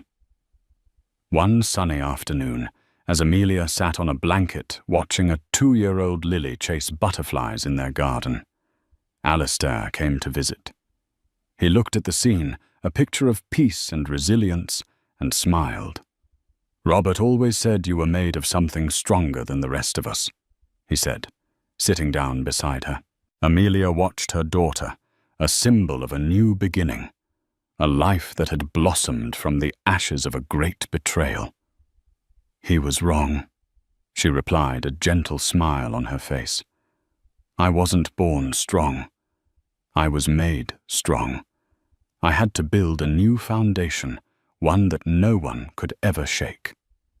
And in the quiet peace of her own garden, surrounded by love that was real and a life that was truly hers, Amelia knew she was finally home.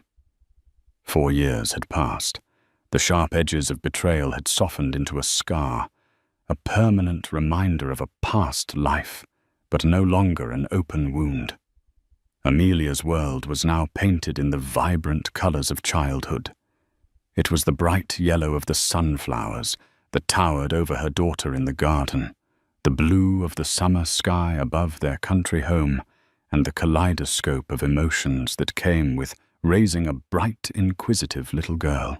Lily was the center of her universe, a universe Amelia had painstakingly built on a foundation of peace, integrity, and unconditional love. The co-parenting relationship with Ethan had evolved into something surprisingly steady. The fire of their past romance was long extinguished, but in its place was the warm, respectful glow of a shared purpose. He was a constant, devoted presence in Lily's life. He had spent the years not just rebuilding his company, but rebuilding himself. He went to therapy, owned his mistakes with a humility Amelia never thought possible, and treated her with a deferential respect that bordered on reverence. He knew the gift he had been given, not a second chance with her, but the chance to be a father to their daughter, and he never ever took it for granted. Today was Lily's 4th birthday. The garden was filled with the laughter of small children, the scent of cut grass, and the sweet promise of cake. Amelia, dressed in a simple linen sundress, watched as Ethan's sleeves rolled up, knelt to Lily's level, helping her unwrap a ridiculously large present. He caught Amelia's eye over their daughter's head and gave her a small, genuine smile, a smile of shared joy free from the ghosts of their past. For a fleeting moment, it felt perfect. But echoes have a way of returning when you least expect them. The first tremor came a week later, not as a dramatic confrontation, but as a sterile, cream-colored envelope delivered by a courier. It was from a law firm Amelia didn't recognize. Inside, the language was dense and legalese, but the intent was as clear and venomous as a snake's bite. Isabella Rossi, from the confines of a federal prison, was filing a civil suit against the Vance estate, Alistair Blackwood, and Amelia personally. The grounds were defamation, emotional distress, and a new monstrous allegation. The lawsuit claimed that Isabella's character had been assassinated and that crucial personal information had been omitted from the tribunal that had exposed her. Attached was a sworn affidavit from a former disgruntled Sterling Vance employee, a man fired for embezzlement a year prior, claiming he had knowledge of Amelia having a close personal relationship with another man during the final months of her marriage. The suit didn't dare to question Lily's paternity directly. That would be too easy to disprove with a DNA test. Instead, it did something far more insidious. It aimed to rewrite history. It was a calculated attempt to muddy the waters, to paint Amelia not as the victim, but as a fellow adulterer, thereby mitigating Isabella's own crimes in the court of public opinion.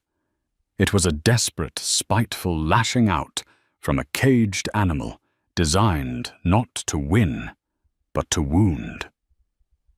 Amelia's first call was to Alistair. His reaction was swift and dismissive. "Trash, Amelia. A nuisance suit. We will have it thrown out before it ever sees a courtroom. Do not give it a moment of your thought." But her second call was to Ethan, a call she made with a knot of old fear tightening in her stomach. She needed to tell him before the tabloids inevitably got wind of it.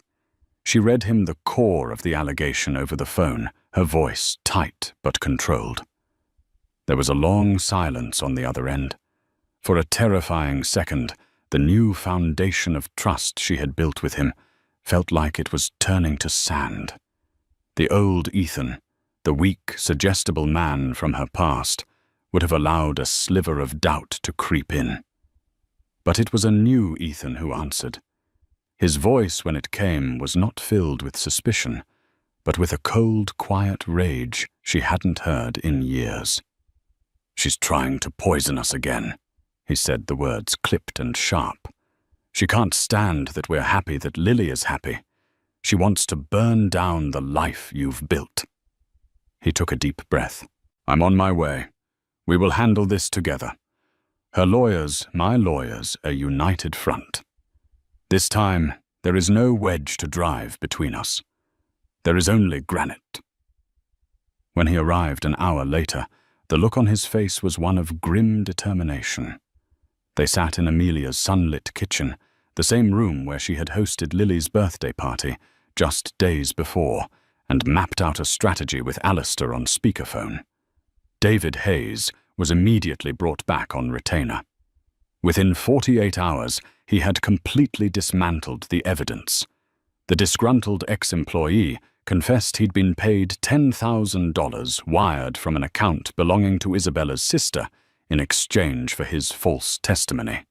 The story was a complete fabrication, but they all knew that in the modern world, the truth often runs a distant second to a sensational headline. And just as they feared, a notorious online gossip portal broke the story, splashing a flattering picture of Isabella next to a grainy, out-of-context photo of Amelia talking to a male parent at Lily's preschool. The headline was sleazy and designed for maximum damage. "Vance Empire Scandal. Jailed mistress claims wife had her own secrets." The echo of the old nightmare was deafening. The feeling of being watched, judged, and publicly dissected returned with a vengeance. But this time Amelia was not alone. "I'm going to fix this," Ethan declared, his jaw set. "Alistair's lawyers will kill the lawsuit in court, but I'm going to kill the narrative in public, right now." His own PR team advised against it. They urged a quiet, no-comment approach to let the legal process play out. "Don't give her the oxygen of a response," they counseled. "You don't understand," Ethan told them, his voice ringing with conviction.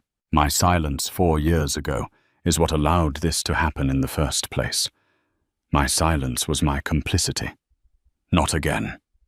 Never again." He booked a single exclusive interview with a respected journalist, a woman known for her tough but fair approach. He didn't bring a lawyer or a publicist into the room with him. He brought only a framed photo of Lily, which he placed on the table next to him. The interview was a masterclass in accountability. He began by refusing to even name Isabella. "I will not give a convicted felon the satisfaction of hearing her name on this program," he stated. "This is not about her. This is about my failures and the strength of the woman I wronged. He then proceeded to publicly own his past with brutal honesty. He spoke about his own insecurities, his ego, and his catastrophic failure to trust the woman he loved. "I was manipulated," he said, looking directly into the camera. "Not because she was a mastermind, but because I was a willing fool. I chose to believe a fantasy because it fed my vanity, and in doing so I betrayed a reality that was 1,000 times better. I failed as a husband, and I am spending the rest of my life trying to succeed as a father and a friend." He then addressed the new allegations. "This latest attack is not just false, it is a calculated act of cruelty aimed at the one person who has shown nothing but grace and integrity, my daughter's mother. It is an attempt to inflict pain on a good woman and to cast a shadow on an innocent child. Let me be unequivocally clear. Amelia Vance is the finest human being I have ever known. Her only secret is a capacity for forgiveness that I will never fully comprehend nor deserve. We are united in protecting our daughter from these lies, and we will not be broken." The interview was a bombshell. It went viral not for the scandal, but for Ethan's raw, unvarnished confession and his passionate defense of Amelia. He hadn't just denied a rumor. He had reclaimed the entire narrative. He had used his platform not to save himself, but to shield his family. Within a week, facing public ridicule and a countersuit for malicious prosecution, Isabella's civil case was withdrawn. The gossip portal printed a full retraction. The echo faded, finally silenced. That weekend, Ethan was at Amelia's home helping her plant a small vegetable patch with Lily. As their daughter happily dug in the dirt, Amelia turned to him. "Thank you, Ethan," she said, her voice quiet. "What you did, that was the man I thought I married." He looked away towards the horizon, a flicker of the old pain in his eyes. "That man didn't exist then, Amelia. I was an idea you fell in love with. I've spent 4 years trying to actually become him." He finally met her gaze and his eyes were clear. "Protecting you and Lily isn't a choice anymore. It's my foundation." She nodded, a gentle acceptance passing between them. The scar of their past would always be there, a part of their story. But they had finally learned how to build around it together. The new foundation was solid, tested by the echoes of the past, and it would not be shaken again. Amelia's story is a harrowing reminder that the most dangerous threats often come disguised as love and friendship. She was pushed to the brink, betrayed by the man who should have been her protector, and hunted by an enemy she didn't even know existed. But she didn't just survive. She rose from the ashes, stronger, more purposeful, and in complete control of her own destiny. Her journey from a gilded cage to a life of true freedom shows the incredible power of resilience, the importance of a loyal ally, and the ultimate triumph of truth over deception. Have you ever faced a betrayal that made you question your own reality? What would you have done in Amelia's position? Let us know your thoughts in the comments below. If this story of survival and justice moved you, please give this video a thumbs up, share it with someone who needs to hear it, and make sure you subscribe to our channel for more real-life dramas that will leave you breathless. Thank you for listening.